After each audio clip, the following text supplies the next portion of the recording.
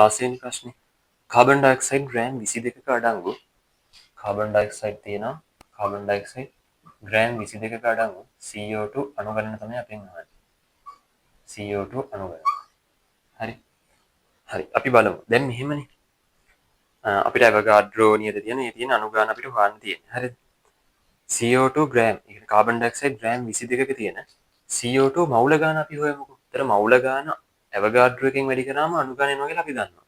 හරි. එච්චරයි හොයන්න තියෙන්නේ. කාබන් ඩයොක්සයිඩ් ග්‍රෑම් 22ක CO2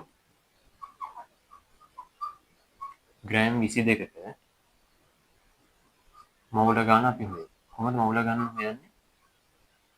මෙන්න සමීකරණය. හරි. කලිනුත් අහුණා ගාන. මවුල ගණන සමානයි ස්කන්ධය හරිම ලේසි. ස්කන්ධය බෙදීම සාපේක්ෂ අණුක ස්කන්ධය. ස්කන්ධය අපි දන්නවා ග්‍රෑම් 22යි. ග්‍රෑම් 22යි. සාපේක්ෂ අණුක ස්කන්ධයේ කාබන් ඩයොක්සයිඩ් වල 44යි. 44යි මවුලයට ග්‍රෑම්. එතකොට එනවා 1 2 0.5ක් මවුල එනවා. 0.5. අණු ගණන නෙහන්නේ. අණු ගණන හන්නේ කොහමද? අණු ගණන සමානයි මවුල ගණන වැඩි කිරීම අවගාඩ්‍රෝ ගාන. හරි අවගාඩ්‍රෝ ගාන. 0.5යි මවුල.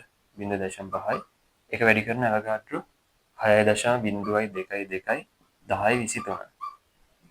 ඔන්න උත්තරය තියෙනවද බලන්න. ඔව්. උත්තර සරල කරලා ඒ කියන්නේ පිටේට වැඩිනේ. 22.44 වැඩි කිරීම උත්තරේ 1 ගන්න පුළුවන්. උත්තරේ 1. උත්තරේ 1.